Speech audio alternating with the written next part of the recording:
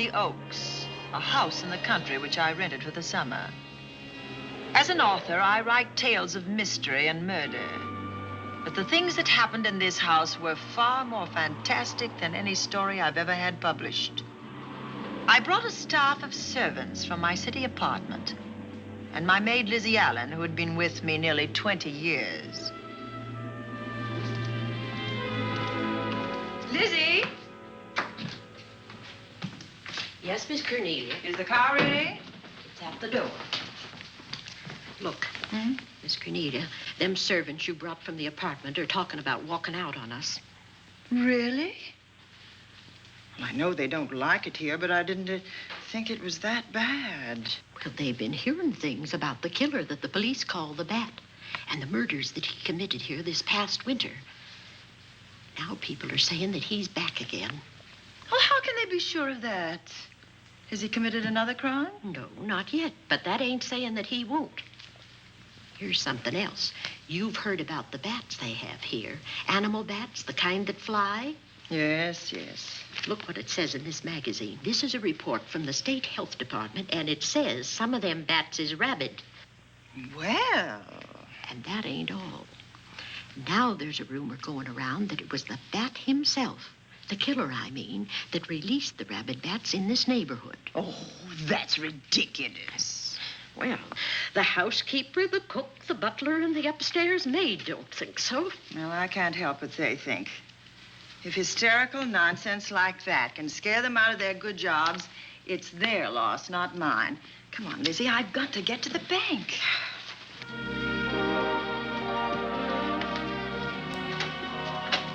Drive directly to Zenith Bank, Warner. I'm afraid we'll have to hurry. It's near closing time. I'll get you there, Miss Van Gorder.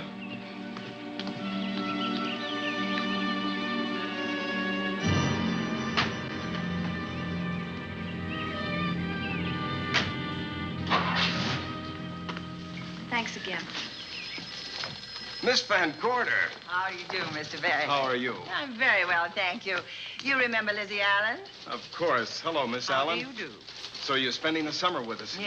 Yes, yes. I've leased the Oaks, the home of your bank president, John Fleming. I heard you had. I was surprised. Why? Is there something the matter with it? No. I was surprised because Mr. Fleming said he would never rent it. Oh? Well, I rented it from his nephew, Mark Fleming, who has the real estate office here. He said his uncle would be gone the entire summer. Well, that's right. Mr. Fleming's in the North Woods now with his physician, Dr. Wells. Oh, pardon me. Dale, I want you to meet my wife. We were married at Christmas time. That must have been nice. Believe me, it was. Oh, here she is. Oh, dear. My wife, Miss Van Gorder, Miss Allen. How do you do, Mrs. How do you Bailey? do? Cornelia Van Gorder. Yes. Oh, well, I've read every murder mystery you've ever written. I just adored that weird one, The Private Morgue of Dr. X, even though it gave me the shivers. Only the shivers? Scared hell out of me. Oh. Well, I really mean that Miss Corney killed them off in that one. When you refer to my books, please don't call me Miss Corney. Pardon me, Mr. Bailey. Mr. Hines is here to see you. Oh, yes. Excuse me, please. Don't be strangers now. No, Oh, no, I we should won't. say not. Oh, so you're a bride. Well, not quite. Not since Christmas. No, I'm sure I've seen you. Well, I used to be my husband's secretary here in the bank. Of course I remember. May I welcome our most distinguished visitor back to Zenith? Oh, that's very charming, but, Lieutenant Anderson. Lieutenant Anderson, of course. Chief of Detectives of the Zenith Police Department. This is Miss Allen. Miss Allen. How do you do? Lieutenant Anderson is one of our favorite citizens. He's on the bank's board of directors. Not bad for a policeman. You must have made a good thing of it. Well, I saved my money, if that's what you mean. It's near closing time, and I've got some business in the safe deposit vault. Please come and see me, Mrs. Bailey. Oh, I'd love to. And you, Lieutenant. Thank you. Goodbye. Goodbye. Nice to meet you. My, what a charming woman. She moved into the Oaks just the other day. That house is a proper setting for a writer of mysteries. Oh, it certainly is. Vic, what's the matter? Come in here, both of you.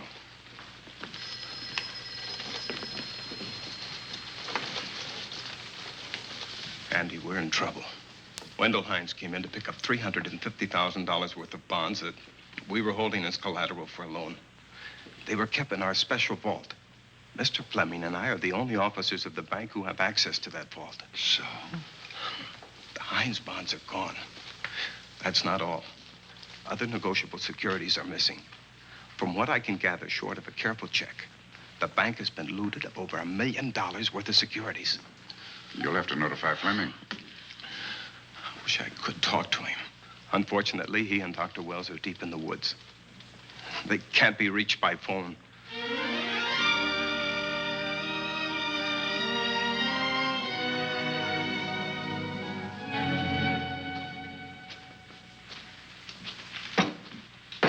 What is it?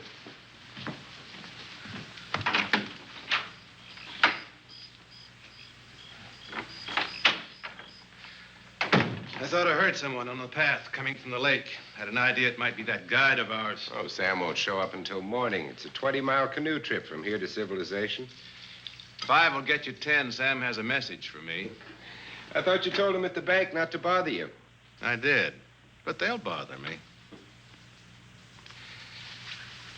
Doctor, Yes, John. what would you do for $500,000? Anything short of murder. Why not murder? Too messy. Too great a risk? For $500,000? Yes.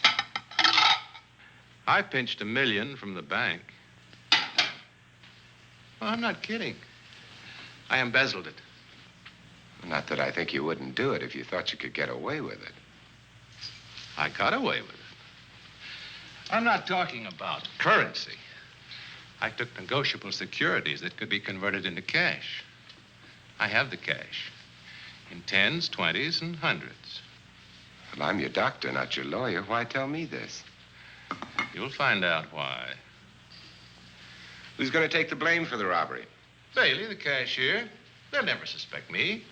I like Bailey. Well, so do I. I love the guy. I gave him his first chance. He has a lovely little wife. Charming girl. Was the best man. Where's the $1 million? In my family's tomb in Zenith. In the crypt with my father's casket. I don't buy that, John. No? No. You forget that I had you in charge when you were a very sick man. When you raved in delirium. And I heard you talk about a hidden room. Now, where else could you put a hidden room except in that mansion you built? That white elephant you call the Oaks. Look, everyone knows I have a bad heart. Now, who would doubt it if you wired the bank directors that my heart had failed? That I had fallen from a great height here in the woods, and that I was badly smashed up. You could ship the body back for burial and instruct them not to open the casket due to the condition of its contents. Well, you realize, of course, that we'd have to have a body to put in that casket, which means that we'd have to deal with an undertaker at this end. Of course. Well, where do we get a body? Couldn't we provide one of our own? How about Sam? Sam, our guide? Sam weighs about as much as I do. He's practically a hermit. He wouldn't be missed for a long time. The local undertaker would know him.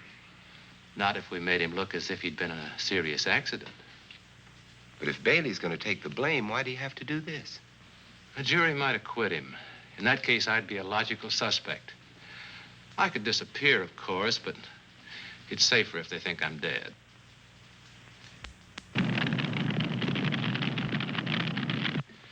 What if I don't go for this deal? In that case, it would be too bad.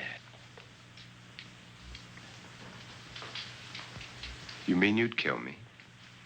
What else could I do?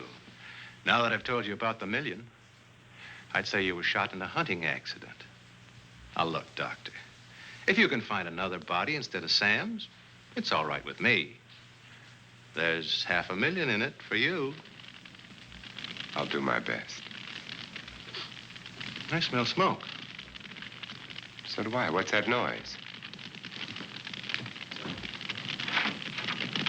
Look, Doctor, the woods are on fire. coming this way. We've got to get out of here. Out the back way. We will. As soon as I provide that body we were talking about.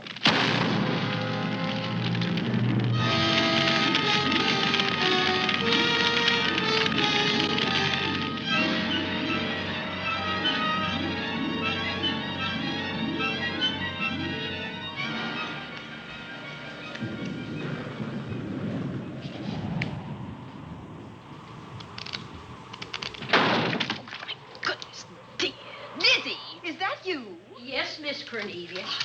There's a storm coming up, and it's gonna be a snorter. The wind nearly blew the door off its hinges. Well, that noise blew my game higher than a kite. I think I've lost some of the cars. Oh, I'll get them for you. Oh, I see you found the paper. Drat that paper boy, scooting by on his bicycle, just chucked it into a clump of bushes and let it go at that. For land's sake, Mr. Vic Bailey's been arrested. Oh? I think. Victor Bailey, vice president and cashier of the Zenith Bank, was arraigned before United States Commissioner Alvin Fielding, charged with the embezzlement of over $1 million. I can't believe Vic Bailey had anything to do with that robbery. Oh, well, I see our landlord is home again. Landlord? Mr. Fleming. Dr. Malcolm Wells is back in town with the body of John Fleming, president of the Zenith Bank, who was killed in a forest fire. Mr. Fleming will be laid to rest in his family's tomb on Friday. And I hope he stays there. Well, why shouldn't he? Well, this is his house. And ever since he died, some funny things have happened here. For instance? The housekeeper, the cook, and the butler said that they heard strange noises at night. And the upstairs maid swore that she met a man without a face coming up the back stairs. Oh, so that's why they quit and left me to run this place without a staff. They didn't tell you, Miss Corney, but the truth is they was scared to stay. But you're still here, Lizzie. Haven't you seen anything? No.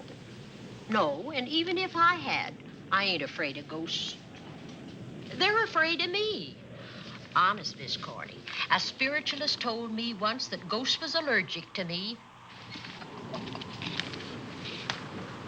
But this Bat feller they keep talking about in the paper, I guess he'd be different. No, I don't think you'd have the same effect on him. Oh, dear. What are they trying to do? Drive people away from this part of the country? Why, what does it say about the Bat? His specialty seems to be killing women. My goodness, 2 of them in one night. All his victims died the same way, like their throats had been ripped open with steel claws. That's a charming little caper. I'll have to try it sometime. In a book.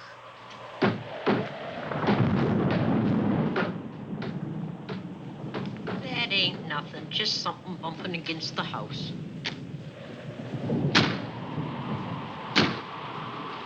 That's just the wind banging a door. Pay no attention to it. Listen to this. One of his victims, who lived for a moment after she was found, described the Bat as a man without a face. Honest, Miss Corney, I think that woman must have been exaggerating.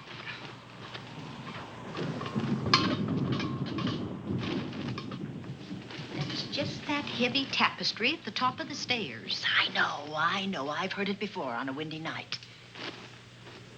But that sounds as if there was someone on the stairs. I know there isn't. At least there shouldn't be. There ain't. Them's just the noises you hear in any old house on a windy night. It says here that the Bat never leaves no fingerprints. That's understandable. Having no face, he probably has no fingers either. Lizzie!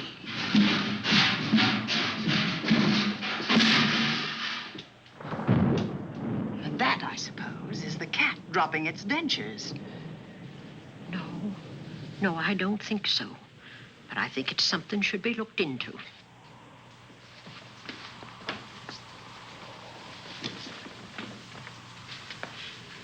who chucked him down here?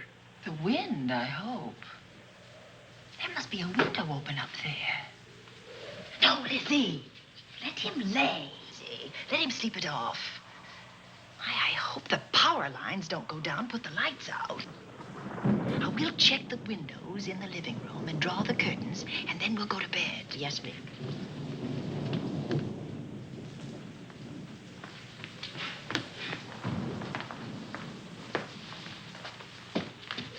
I won't be a minute.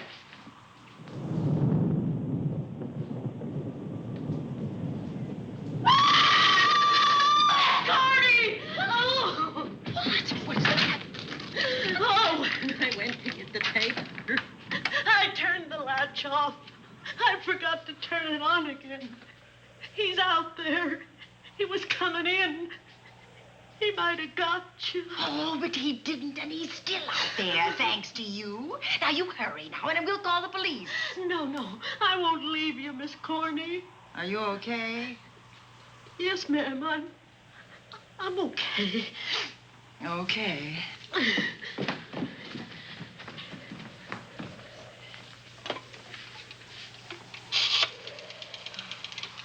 Operator? Give me the police department, please. Zenith Police Department. This is Cornelia Van Gorder. I'm living at the Oaks. We know about that, Miss Van Gorder.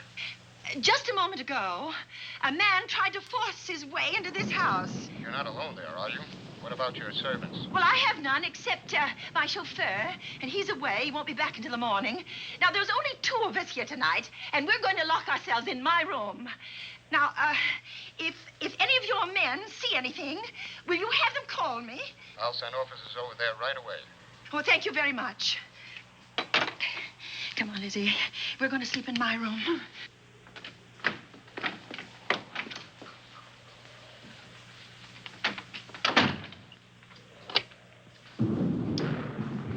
Well, nothing can get at us in this room now. I think this door seems good and solid. Like the door to a tomb.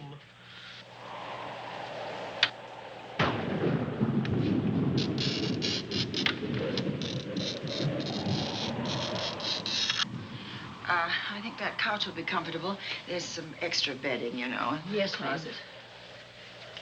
Let's see now.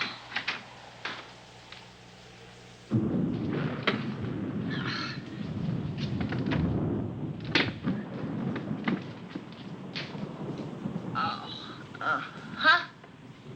No bolt. Well, that's not so good.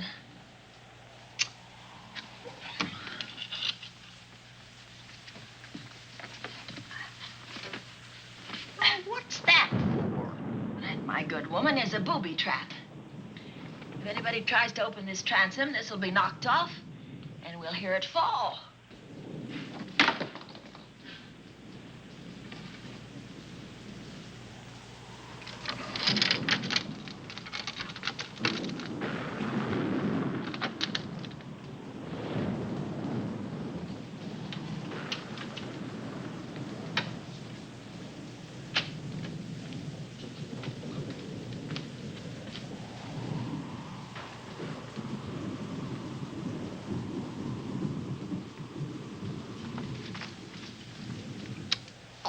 Fiddlesticks. I forgot my night things, my robe, my gown, and my slippers. I'll go get 'em now. Now, wait a minute, Lizzie. I'll go with you. Now, don't you bother, Miss Cornelia. My room's just down the hall. Lizzie, I told you to wait. It's all right. I'll only be a second. Get in here. Get in here.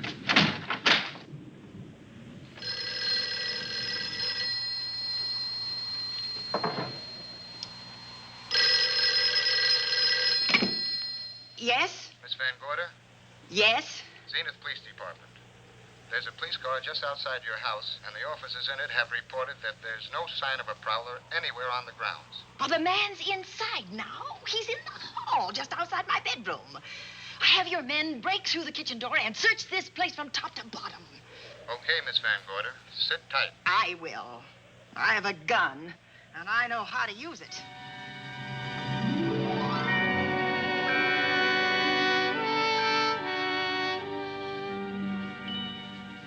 Oh, relax, Lizzie. The police did a good job. They couldn't find anybody in here.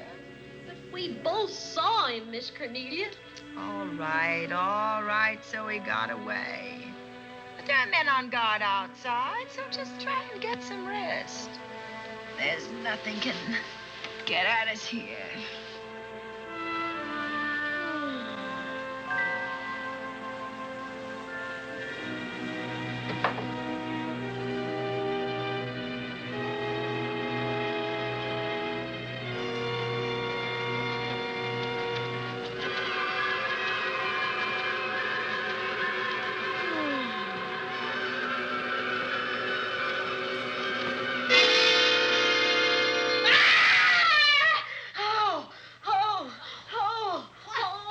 Miss Cornelia! Miss Cornelia! What's the matter? Oh, nonsense. You've had a nightmare. Maybe I did. But there was a bat in it, and it bit me. And it flew in that closet. Oh, good gracious, Lizzie, you're right. Oh.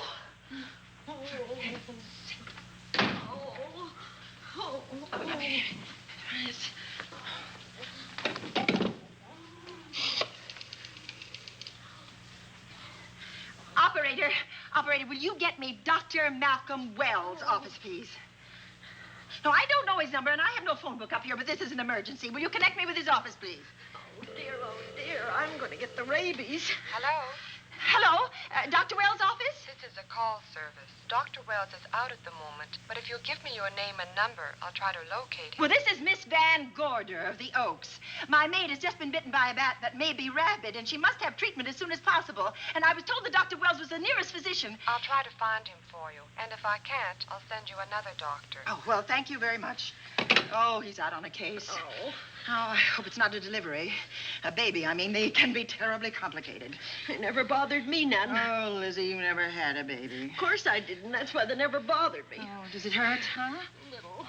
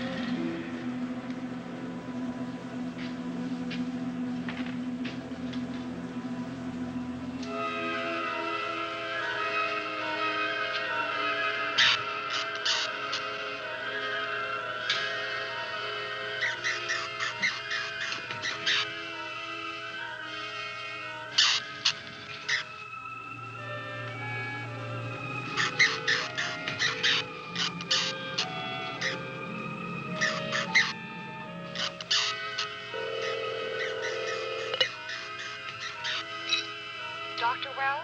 Are you there, Dr. Wells? Are you there, Dr. Wells? This is the operator. Your call service is on the wire. It's an emergency. This is Dr. Wells.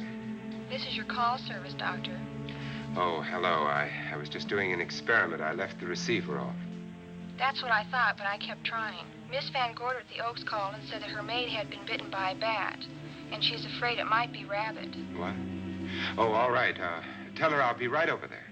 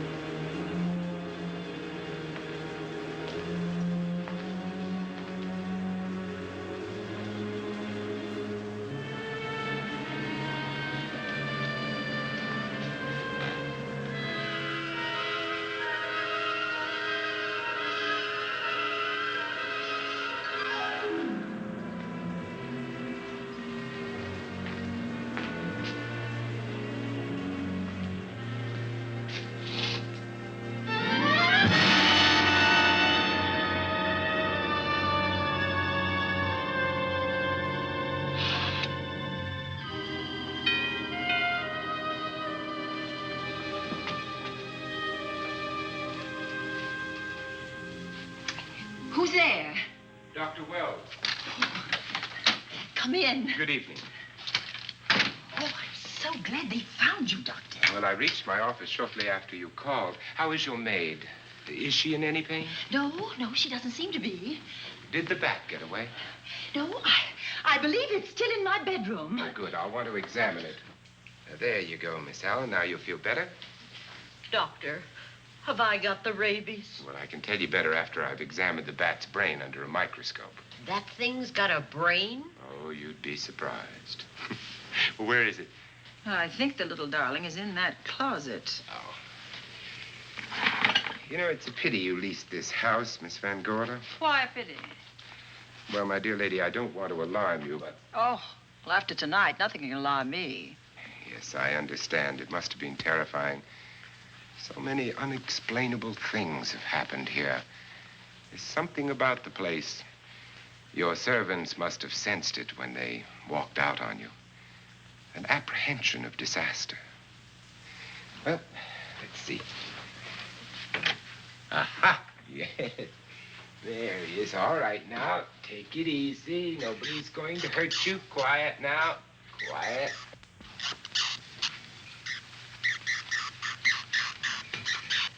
He looks quite normal. Doesn't seem to be sick at all. Oh, ain't that nice? I've been worried about him. Well, you should be. From his appearance, I'd say that he doesn't have any infection. In which case, you've had a narrow escape. Now, you take one of those tablets I left for you, and I'll guarantee you a good night. And I'll drop in on you tomorrow. Oh, thanks for everything, Doctor. Now, don't worry. I can find my way out. Oh, I know you can, but do let me help you. Oh, don't forget that once I'm gone, you'll have to climb those stairs alone. Oh, I'm all right. I'm armed now. Can you shoot one of those things without shutting your eyes? Oh, Doctor, there are guns in every book I've ever written. I don't write about things I'm unfamiliar with. Lock the door, Lizzie. Good night. Yes, ma'am. Good night, Doctor. Accident? No, the wind blew him down. Oh. I think. Oh. Did you know that young Mark Fleming leased you this house without notifying his uncle? No, I didn't. Well, it doesn't matter now. John Fleming is dead and Mark's his heir. But if John were alive, he would warn you to leave here, Miss Van Gorder. Really? Yes. It's been a tragic place for anyone who ever lived in it. Well, good night. Good night, Doctor. Who's out there? Nobody you need worry about, Doctor. Oh, it's Andy. That's right. Oh, good evening, Miss Van Gorder. Good evening, Lieutenant. Somebody sick here? My maid was bitten by a bat. Oh? A rabid bat? Well, I'll know for sure when I get to my lab. I caught the bat. It happened indoors? In my bedroom, yes. How'd it get in? Well, there are many ways a bat could get in a house. You ought to know. I spotted this hole in the window the minute I got here. Why? That's where the two-legged bat got your door open. Miss Van Gorder told me that she phoned headquarters at Zenith. Yes, I phoned twice. The second time was after the prowler got in the house. Weren't you at headquarters, Andy? No, but they contacted me.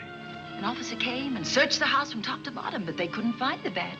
You better have this window fixed tomorrow. Oh, yes, I certainly shall. Yes, and I'd better be going.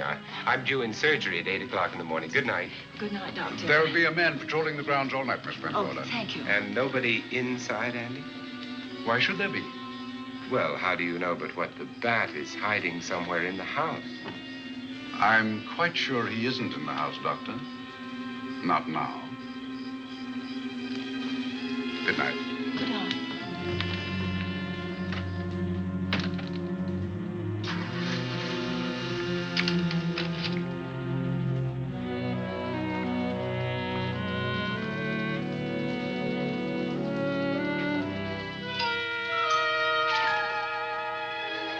Hi, Andy. Hello, Mark. Well, congratulations. Real estate business must be picking up. New office, new furniture. New deal. How do you like it? Looks expensive. Are you squandering your inheritance? Oh, I haven't got it yet. Well, the paper says John Fleming left his entire fortune to you. Funny thing about that entire fortune is that we can't find it. No kidding. Oh, all Uncle John had in his bank account was a couple of $100. And his safe deposit box was empty. If we don't find that missing million, mine will be empty, too. How come? Well, all my savings were invested in Zenith Bank stock. The examiners won't certify the bank is solvent until those stolen securities are found. So the stockholders have voted an assessment that'll wipe some of us out. It's a since those securities have been converted into cash. And if I can't find that cash, I'm sunk. Well, where are you going to look for it, Andy? Here in Zenith. Your uncle wouldn't take $1 million on a hunting trip, would he? You suspect Uncle John? Why, Andy, he founded the Zenith Bank. That'd be like robbing the family tomb. You think he wouldn't? Well, besides, Vic Bailey's fingerprints are all over the vault. Now, they didn't find any of Uncle John's fingerprints. Because he wiped him off. Can the defense prove that? They'll try to. Judy Hollander, Bailey's secretary, is a defense witness. And they believe her testimony will have a powerful effect on the jury. Oh, well, she has a powerful effect on me. Judy's a doll. Here's the book you mentioned, Judy. Your newest one. Yes, it's just been published. You can have that copy if you wish. Oh, it's a first edition and you've signed it. Yes, of course. Thank you so much. May I serve tea now, Miss Van Gorder? Yes, please do, Warner. Thank you. Well, I see you've engaged new servants. Yes, of course. Well, how did you persuade them to live in this house? Well, Jane Patterson, my new housekeeper, knows this house better than you do, Doctor. Oh? She worked for John Fleming. And Warner was my chauffeur. Chauffeur turned butler? Yes, it's incredible. He can play any part at a moment's notice. Did you get a plumber, Warner? No, we can't get a plumber for 3 days, madam. What about that leaking pipe? The basement will be flooded in 3 days. The pipe is no longer leaking. You mean it's dried up of its own accord? No, not quite. I packed the elbow where the water was coming out. Packed the elbow? Thank you, madam. Now, there's a character. How long did you say that he worked for you as chauffeur? About 3 months. Well, I hope he doesn't have a police record. My dear Dale, it may interest you to know that the last night of his life, John Fleming told me that he loved your husband like a son. If Fleming were alive today, he would be fighting to prove Vic's innocence. Could Mr. Fleming prove his own innocence? Miss Van Gorder, can there be any doubt about it? There will be when Miss Hollander testifies at Vic's trial. Oh? You know something that we haven't heard yet, Judy? Something I saw with my own eyes. She's not permitted to say what it was. My dear girl, I wouldn't think of asking her. But let's assume for a moment that Fleming did steal the $1 million. Now, what would he do about it? Where is it? Hidden someplace where he could lay his hands on it without getting caught in the act. Now, if I was writing this, instead of living in the middle of it, I'd hide it right here in this spooky old house. Under a loose floorboard or up a chimney? If Mr. Fleming had the nerve to steal $1 million, he'd make his plans well in advance. I'd say he'd prepare a place to hide it. Possibly when this house was being built. Now, I rented this place from Mark Fleming, his nephew. I wonder if he'd have the floor plans. I'll ask him. Yes. Lizzie, will you bring Mrs. Bailey the phone? Oh, you ask him now. Okay. His number is Summit 7537. Oh, thank you, Lizzie. Summit 7537. Not bad, eh, Andy? That means new business. Now, you see, somebody wants to buy a house. Mark Fleming speaking. Oh, hello, Dale.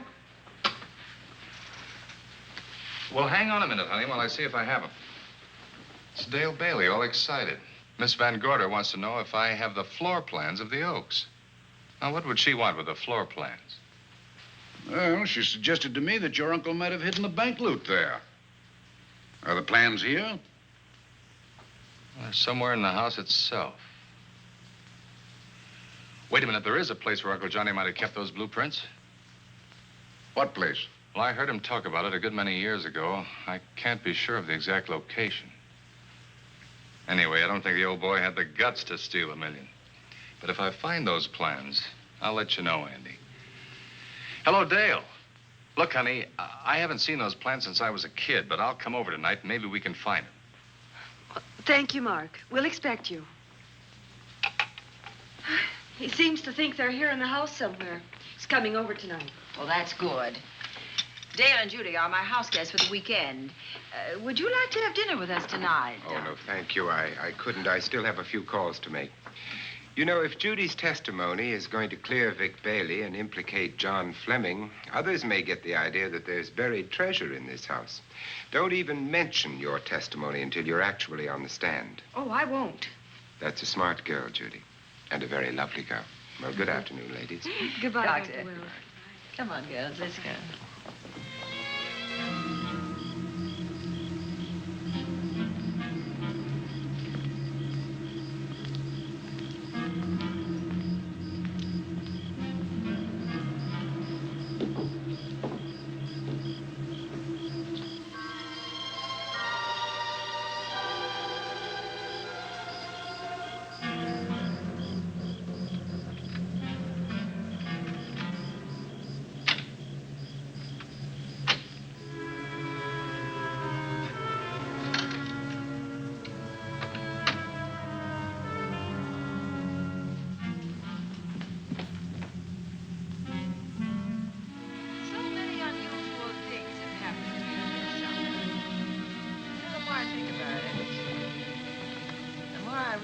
I should be putting them down on paper.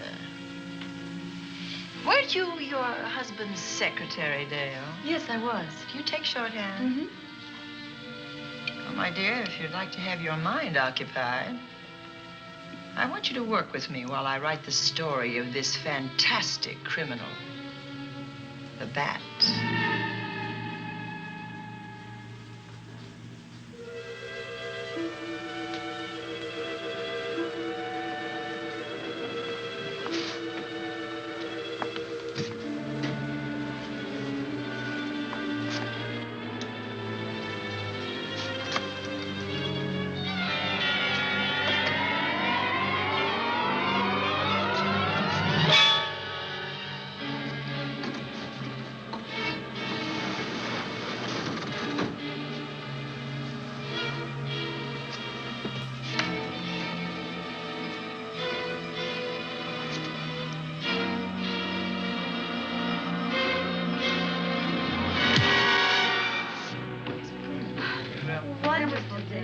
Thank you. It's really nice. A good dinner, Lizzie, as usual. Wonderful. Oh, what a lovely piece of silver. It's an original, isn't it? Yes, they still use them in England for buffet breakfasts. Some hot water in the bottom. Should keep us hot, your sausages and your scrambled eggs. Interesting. Very useful, really nice.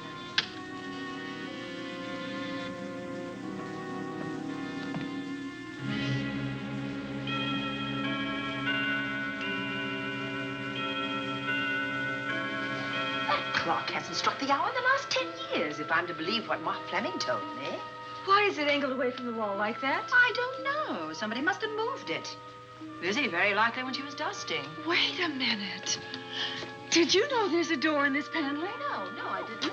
Oh, my gracious, so there is. Maybe it opens to a secret passage. Oh, certainly to a secret something. Who knows, girls? We'll be about to stumble on that missing million. Oh, this is... Oh. There's a panel. There must be some gimmick to it. There always is. Yes, it moves. It moves. It moves. Oh.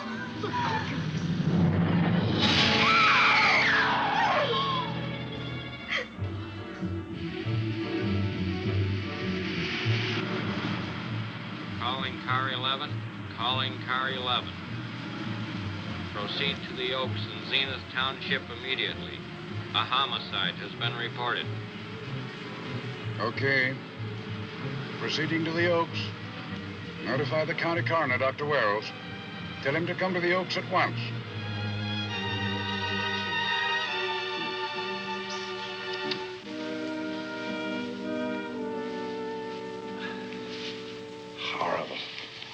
if his throat has been torn by some creature with fangs or claws. That's his sign. We found it on the others he killed. I'd hoped those reports that he was up to his old tricks again were pure imagination, but apparently they're based on fact. He's come back. Back to the scene of his kills. Yes, that's who I mean. That's who did this. The bat. Who found Mark? We all did. And his Dale and Judy and I. Lizzie was in the dining room. This is my new housekeeper, Jane Patterson. You know, she worked for John Fleming. I know her. Where were you, Mrs. Patterson? In the kitchen, cleaning up. I cooked the dinner tonight. Did you know that the secret closet was here? No. It was behind the grandfather's clock. Well, it was I who found it, really. Noticed the clock had been moved and the door wasn't quite closed. I'll get it.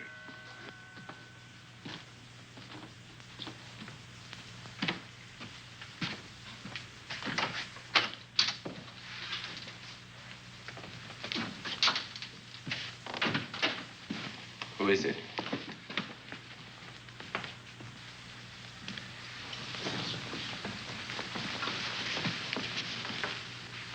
Mark Fleming.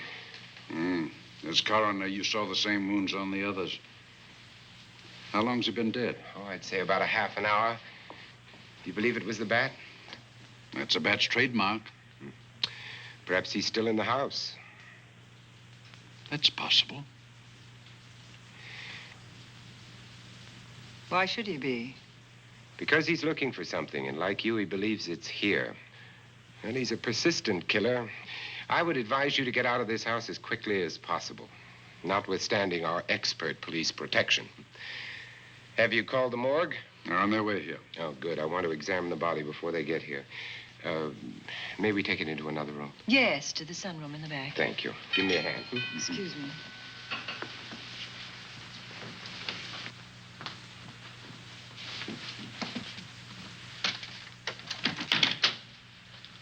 Oh, Warner, where have you been? Well, madam, has it been an accident?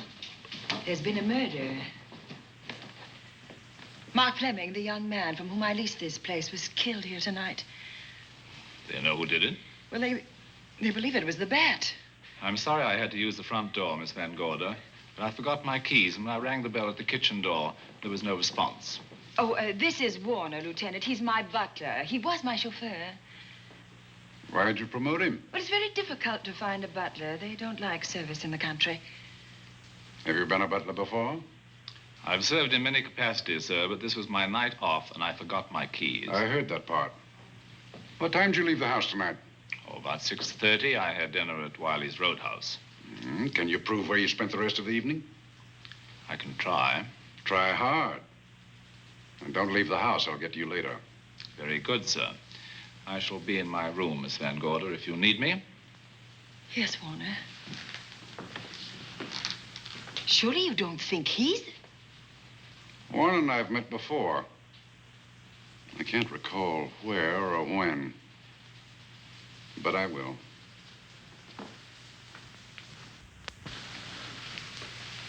There'll be a crew here shortly from headquarters, dusting for fingerprints, taking photographs. But in the meantime, Mrs. Patterson, you aren't leaving the house tonight, are you? No, Lieutenant. Don't. I'll talk to you in the morning. Good night. Good night, sir. Good night, Miss Van Gorder. Dale, I was with Mark Fleming this afternoon when you talked to him about the floor plans of this house. I heard him tell you he was coming here tonight. Dale called him at my request. She told me he was coming. Who else heard her tell you that? Judy, Lizzie. And that nice Dr. Wells. Dr. Wells. There are a few killers who kill for the fun of it. The bat very likely is a mental case, and I'm convinced that his crimes are motivated by his mania for personal gain. There's $1 million at large, and he's going to keep on hunting for it until he lays his hands on it. Now, these young ladies are staying here tonight? Yes, they're my house guests. Well, when my crew arrives, we'll be busy for a while, so I'd suggest that we go to our rooms? That's a very good idea. Come on, girls.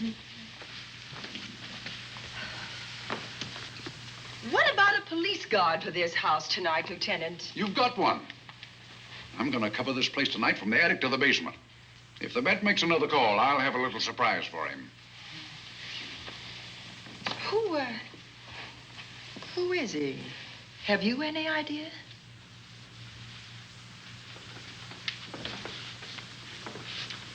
He could be anybody. So far, there are clues to his identity, but nothing we could take before a jury. I'm afraid we must look higher than the criminal world. He may be a merchant, lawyer, doctor, scientist, one of the pillars of his community.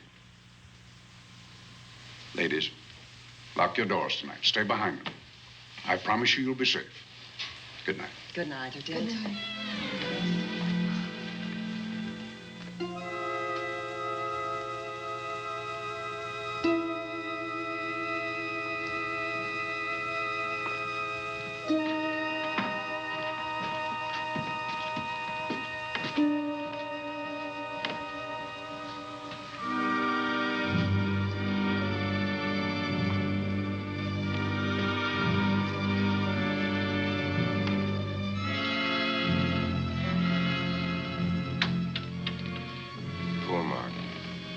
It's a pity. So young. Well, Doctor, do you agree it was the bat? In my report, I shall say the death was caused by the same technique used in the other killings. A paralyzing blow to the throat, followed by severe lacerations of the jugular, resulting in excessive hemorrhage. In a layman's language, he didn't know what hit him. Oh, he knew. But he didn't have time to think about it.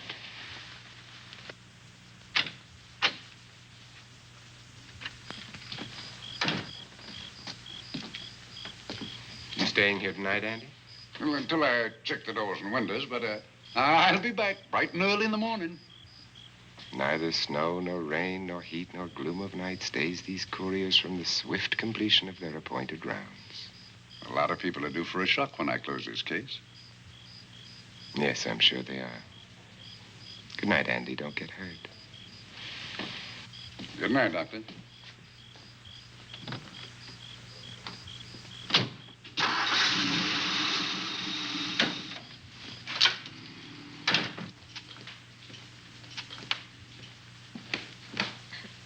You know, I think we'd better let you get some sleep. Oh, well, Lizzie and I share this room for mutual protection.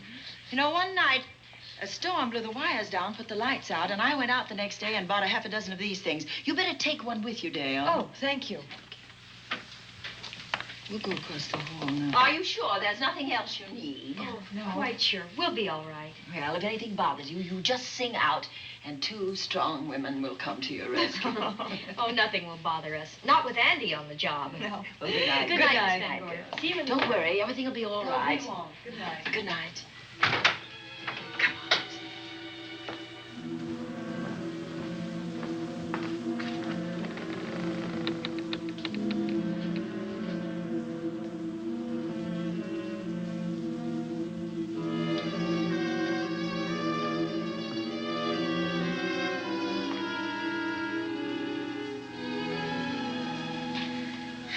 I don't think I'll sleep tonight.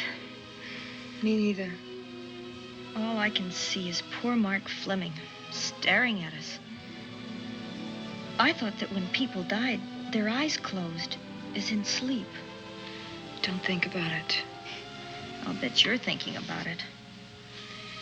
No, I was thinking of my poor husband sleeping in jail tonight. Oh, Judy, I love him so much.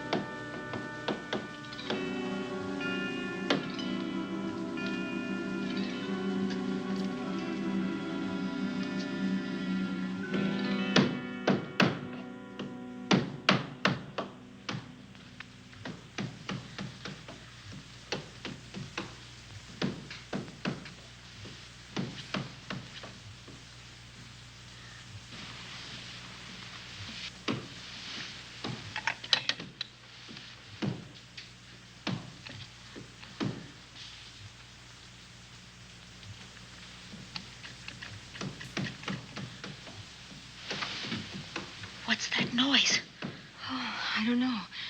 I kind of fell half asleep. For a moment, I thought it was something from a dream. It's somewhere in the house. Yes, on the floor above. Not directly over us. Probably a room overlooking the driveway.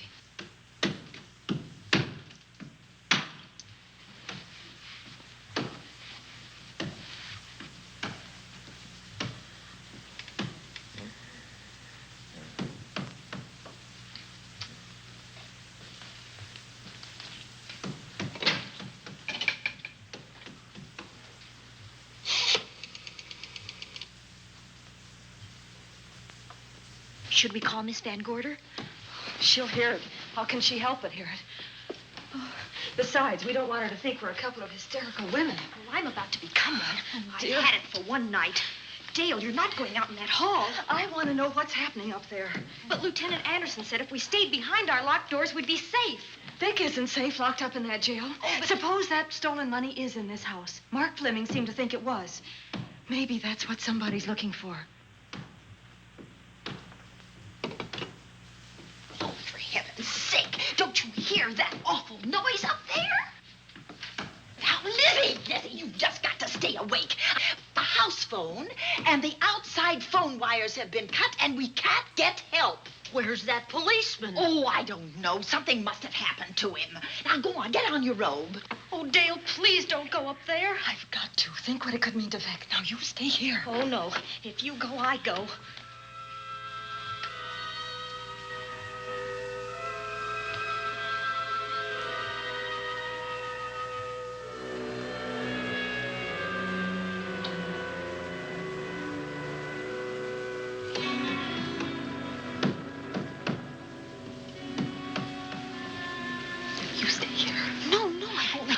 Alone. You wait here. I'm going to see what it is. Oh, please let me go with you, Judy, will you warn me if anyone comes? I'll only be a moment. Now, wait.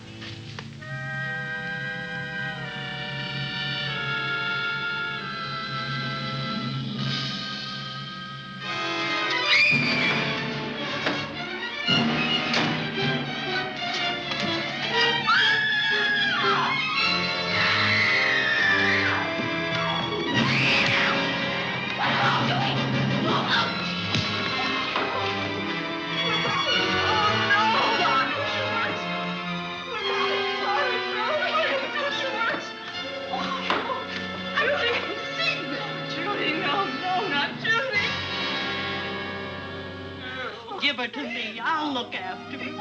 With her. Poor baby.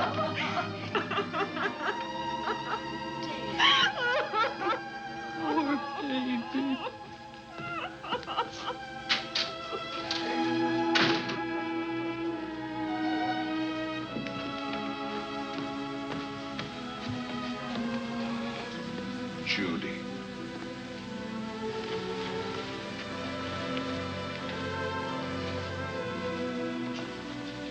The bat. Yes, the bat.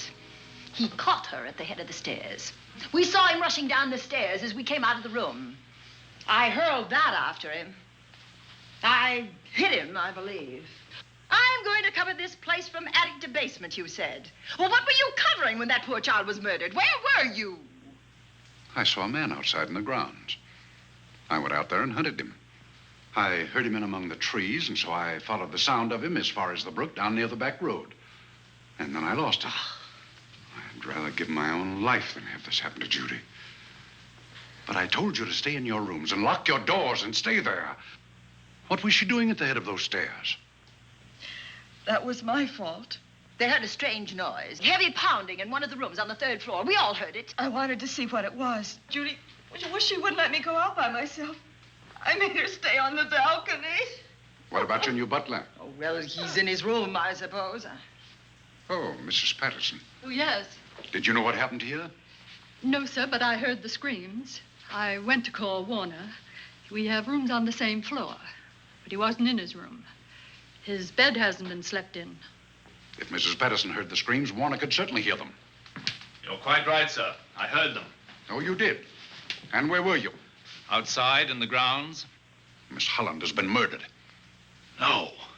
Oh, so you're surprised. Shocked. Well, I've seen better performances.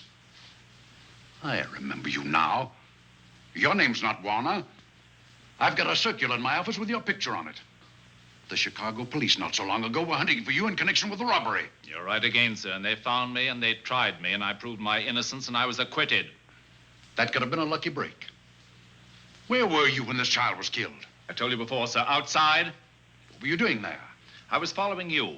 I saw you leaving the house, and it seemed that you were hunting someone. I thought you might need some help. Oh, yes, sir. I followed your flashlight down through the trees.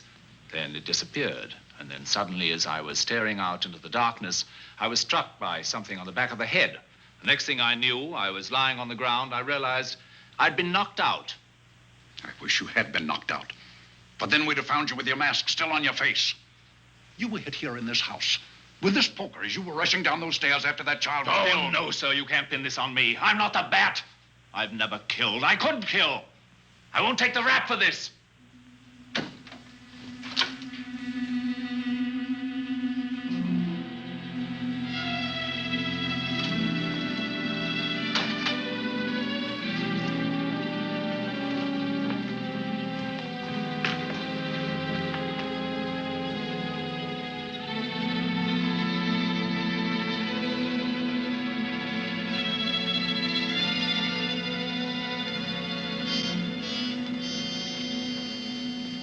Doctor. We have another case for the county coroner. You see, the bat came back. Why did you come back, Doctor? Well, I had an accident about a mile down the road. The right rear wheel of my car came off, and I plunged into the ditch. This was the nearest house, so I came here to call for help. I thought I'd find you around, Andy. Physician, heal thyself. You must have been hit by something on the back of your head.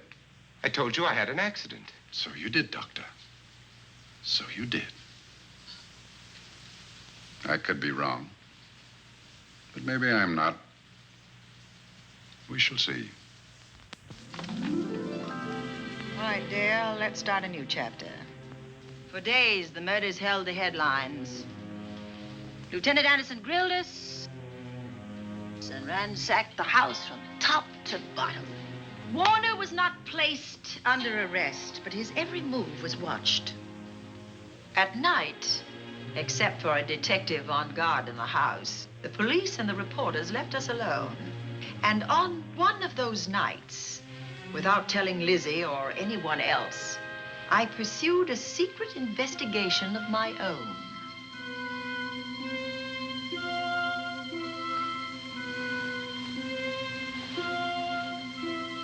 It was in an empty room on the 3rd floor where we kept our trunks and other things.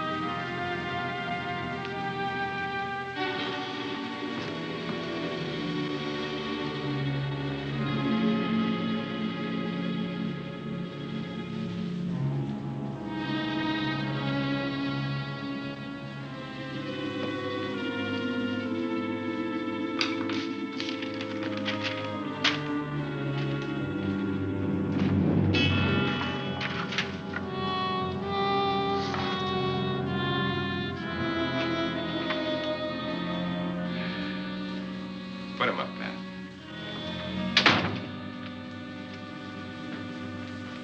It's a bright idea to kill me in my own lab and let people think that I'm the bat. But you had to kill me first. What was it to be, ambush? And clever as you are, you're not smart enough to do that. Nor were you smart enough to find the money, though you came quite close to it. But I know where it is. And when you're dead with that sign pinned on your chest, I'm going to collect it and live happily ever after. He destroyed himself. How true that will be. Well, goodbye, Bat. Here's a serum that will heal you whether you're rabid or not.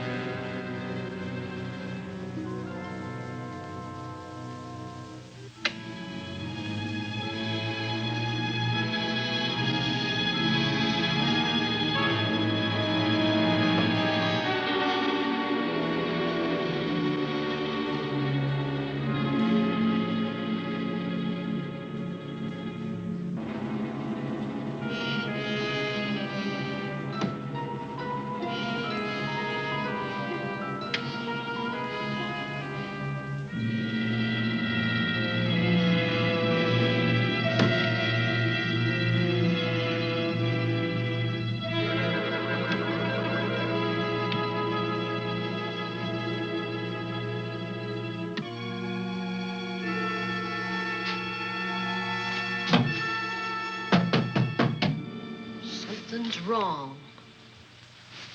Something's wrong.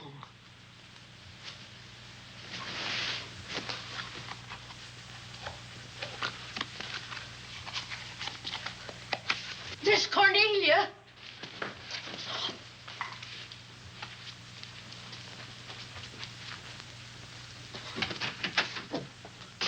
Miss Cornelia.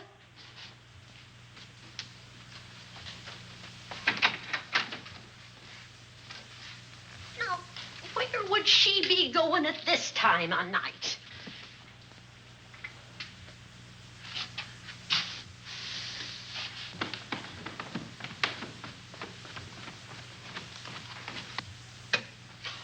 Well, land's sake.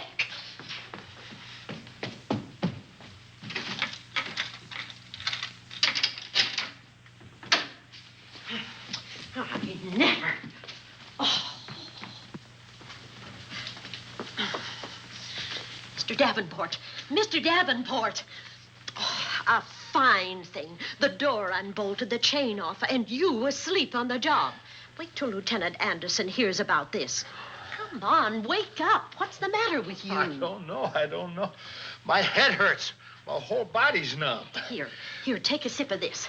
Try to snap out of it. I'll be back in a minute.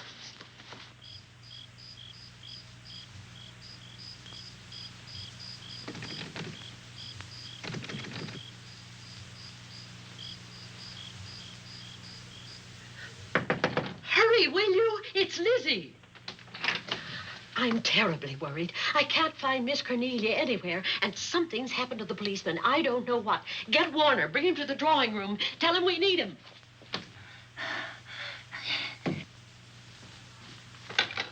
Are you all right now? Yeah, I'll be all right in a minute. I remember now. I took a drink of wine from that decanter there. Miss Van Gorder told me to help myself. She wouldn't put nothing in it? Well, somebody did. Somebody who knew I was on duty here. Then it was somebody that got Miss Van Gorder. I can't find her anywhere. Upstairs, downstairs, or in the basement. I told the housekeeper to get Warner. Lieutenant Anderson will want to know about this. Hello. Yeah, this is Davenport at the Oaks. We've got trouble here. Well, for one thing, I was drugged. Yeah. But I must have been knocked out because the maid tells me Miss Van Gorder is missing. Well, you better call Anderson and let him know. He's not at home. Well, where is he? Out on a case? What case? Dr. Wells. What else did they tell you about it? Oh, hurry, will you? We've got to find Miss Cornelia. Okay. Lieutenant Anderson is out on a case. Dr. Wells was found dead in a room next to his garage, murdered. Dr. Wells? There's something queer about the killing of Wells, but headquarters won't talk about it. Lizzie, Warner isn't in his room. There's no sign of him anywhere. And I was supposed to keep an eye on that guy.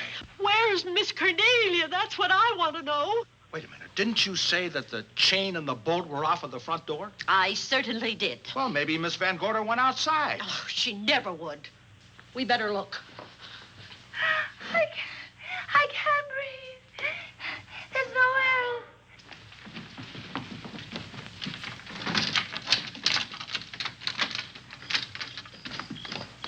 Miss Cornelia. Oh, Miss Van Miss Gorder. Cornelia. Miss Cornelia. Miss Van Gorder. Look. There's a light in that room on the 3rd floor. Were you up there tonight? Well, of course I was, but I turned the lights out before I came downstairs. Then Miss Cornelia might have turned them on again. That's where we're going to look first. Come on.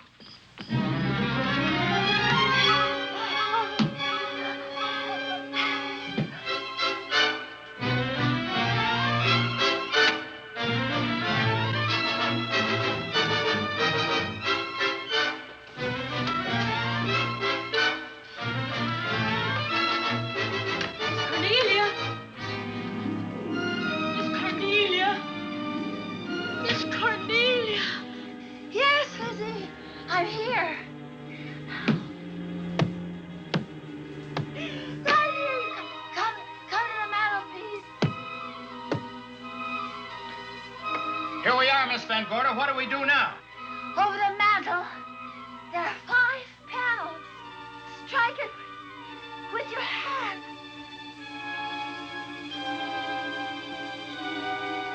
Which panel did you say, Miss Van Gorder? Oh, I can't. I just can't. Miss Van Gorder, which panel? We couldn't hear you. She said strike it. What difference does it make which panel? Strike them all. Look.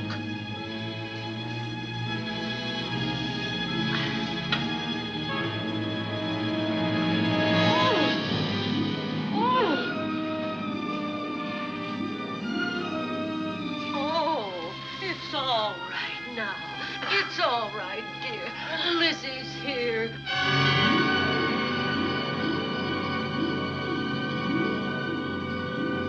Feeling better? Yes, much better. We'll take you to your room. Oh, no, you won't. I'm going to stay right here. I'm quite all right. Oh, how blessed it is to breathe without an effort. You know, no one knows how sweet the air can taste until someone shuts it off for a moment. That room is just like a box. When the mantelpiece closed, it seemed like all the air was drawn out of it. Look, there it goes again. Let it close. I can open it from in here. There's a control panel behind this blueprint. Electric motor under the trap door here. Once the door is open, you can keep it that way. I believe that the fireplace in this other room opens the same way. And it does. I tried to find this, but I couldn't find it. Yeah, it's back at this blueprint here. Well, it's quite a setup. Too bad we can't open that safe in the same way. Take an expert to crack this box or a shot of nitro. Oh, maybe that's what the bat had in mind. Could be. Seems he's on the prowl tonight. Miss Van Gorder, Warner has disappeared. And Dr. Wells has been murdered. Dr. Wells? Lieutenant Anderson's on that case right now. Well, does he know what happened here tonight? They got word to him. He'll be here any minute.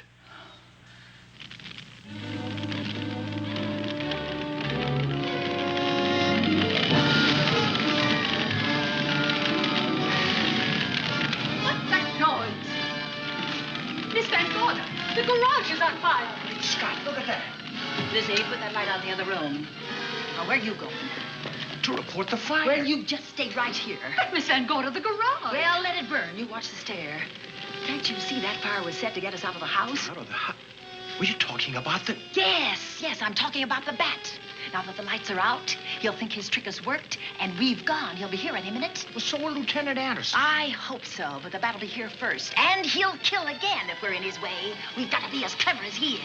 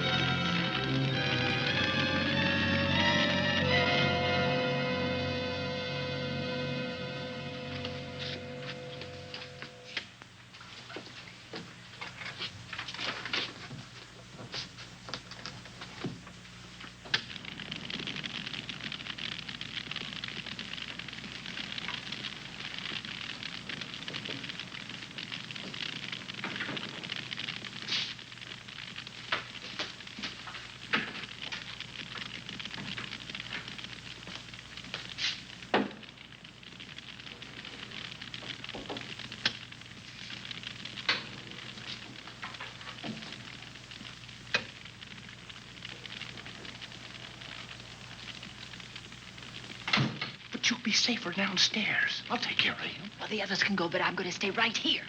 All right, but get out of sight.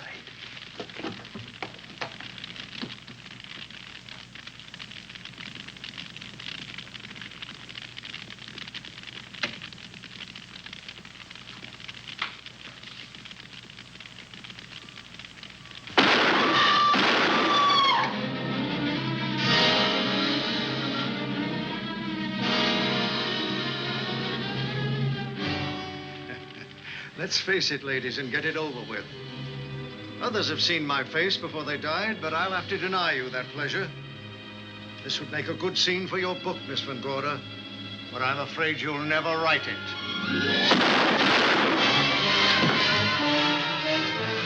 That is Warner. I could tell. You misjudged me, Miss Ellen. Warner! I don't like being a murder suspect, Miss Van Gorder. I was headed for a plane, but halfway to the airport, I changed my mind and came back. I'm glad that I did.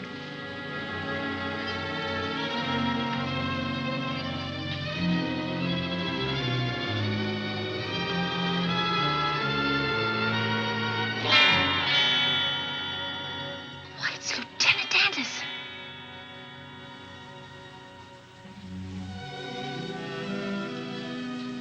Yes, it was Anderson. He discovered the secret of the hidden room and was waiting to get into it and open up the safe. We found the money in it, a little over $1 million in tens and twenties and hundreds. Good old Andy. With all his ill-gotten gains invested in bank stock. It's rather a clever way to hide stolen money. In the open, as it were, and so respectable. But don't try it. No matter how clever you are, you can't hide murder.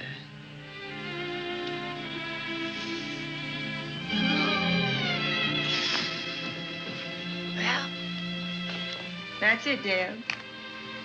That's the end.